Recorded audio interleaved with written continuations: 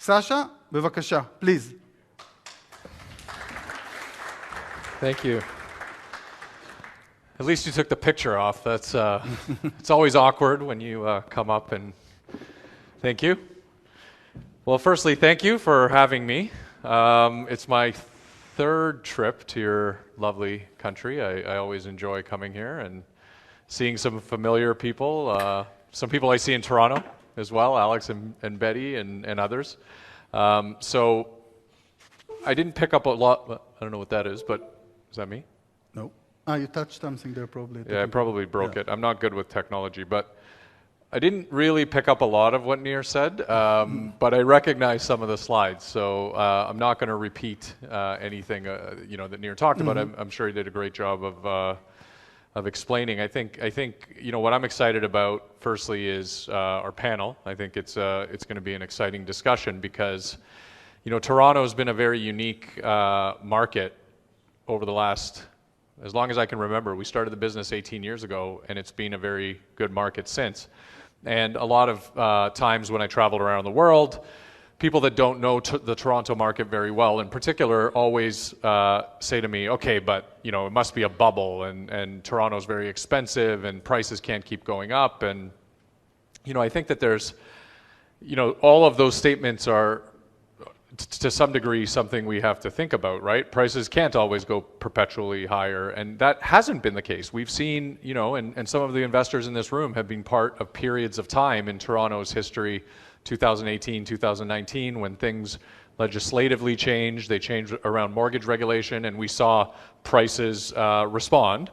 But then what happened is 2 years later, prices sprang back up again. And the one thing I always say when I talk about that market specifically is how the fundamentals of that market are among the strongest in the world. Our firm is from Toronto, but our investment strategy is more than just Toronto. But it's very heavily focused in that market because we have always believed that the market has some very unique attributes. And we'll talk about some of them on the panel today. But I was speaking to a gentleman earlier, and Nir was saying, "Hey, you got to go. We have 2 minutes." So I had 2 minutes to say, "Okay, here's the question was, well, what about Toronto? Why do you think Toronto is such a great market?" You need me to do something? No, I'm. Oh, you're pointing. Pointed to okay. Yossi. So Yossi, welcome. Oh, Yossi's here. Welcome. Yossi. Yes, I'm taking Yossi's airtime too here. I had 2 minutes to explain it, and the thing that I said to him was, if I could explain it in one word, that one word would be scarcity. And what I mean by scarcity is we have an incredibly fast-growing market when it comes to people. Canada has 400,000 or so new immigrants every year, COVID being an exception through the COVID period, but generally speaking, we have a target for the next 20 years of 400,000 people a year. That target was 300,000 people a year for the previous 20 years. So we have a tremendous amount of growth, and if you've ever been to Canada or if you know the Canadian marketplace, unlike the United States where there might be 8 or 10 very world-class type cities that people can choose from, in Canada it's not the same case, right? We have a few cities that some would deem to be world-class, Toronto being one of them, Montreal another, and Vancouver the third. And when it comes to Vancouver, it's on the west coast, so it's not always easy for to do business with other parts of the world, so people don't always like being on the west coast. And in Montreal, French is the primary language, English being the second language, so that doesn't always fit for people.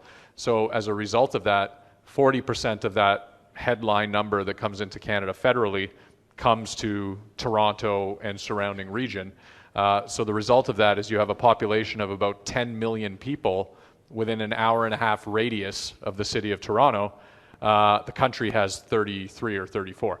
So that gives you an idea of how important that region is. And then by virtue of the fact that the people are coming to the region, jobs and the diversity of employment follow. So you're getting any multinational that has a head office presence in Canada is in Toronto. So it has an incredibly diversified employment base. So all of that on the demand side, yet at the same time, like Tel Aviv, I'm learning more about Tel Aviv and how real estate works in Tel Aviv. And Tel Aviv is a very expensive market as well relative to its size. And part of what drives that is how difficult it is to build, right? It's very dense. There's not a lot of space, just like Toronto. There's not a lot of open parking lots that you can simply buy.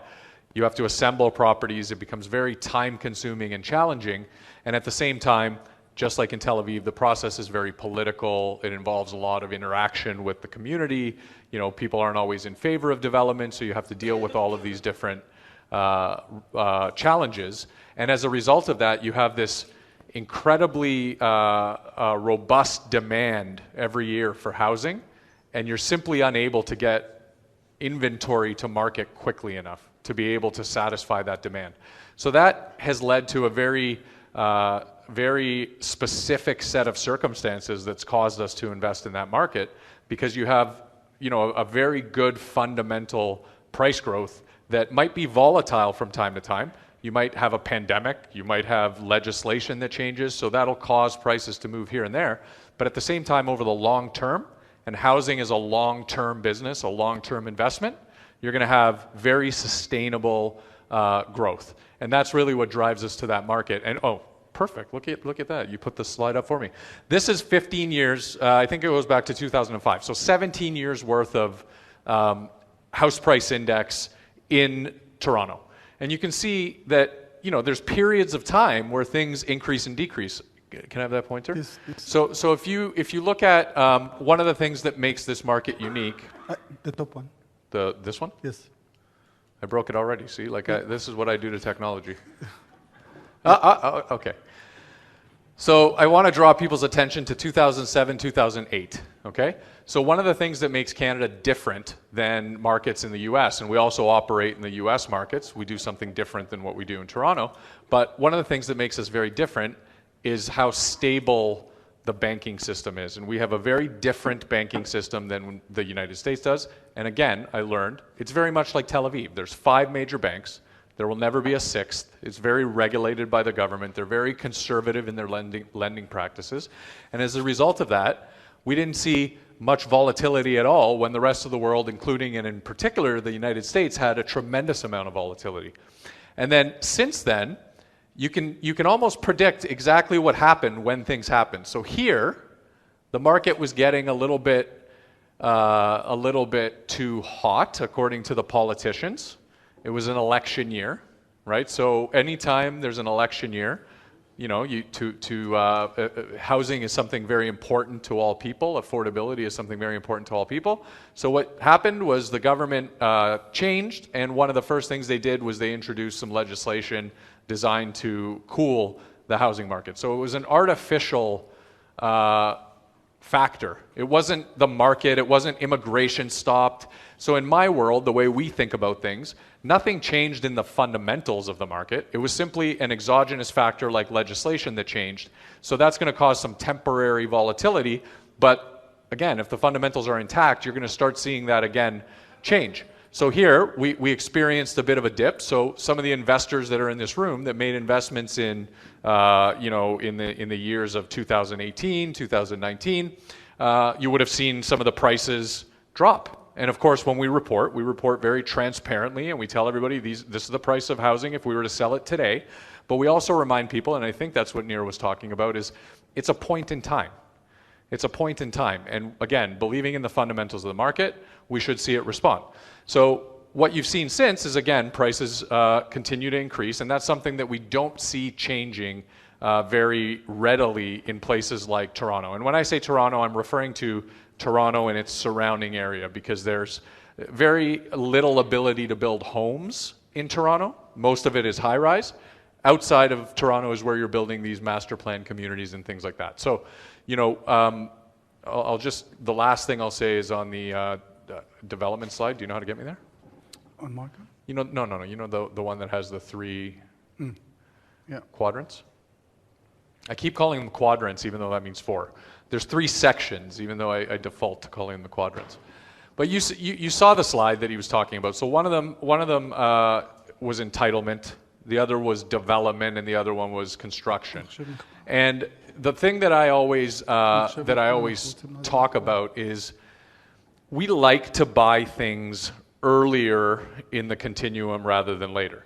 Now, if you ask a lot of our new investors, they like us to buy them later because the deals are shorter, right? You're buying something approved, it's going to be a 3 or 4 year period, and most people inherently like, shorter. And I've come to understand over the years that the reason people like shorter is really just if they haven't had experience with us. Of course, you want to see your money quicker. But most of our most experienced investors like these longer deals because, as Nir probably explained to you, the way margin is created in development requires all of these components.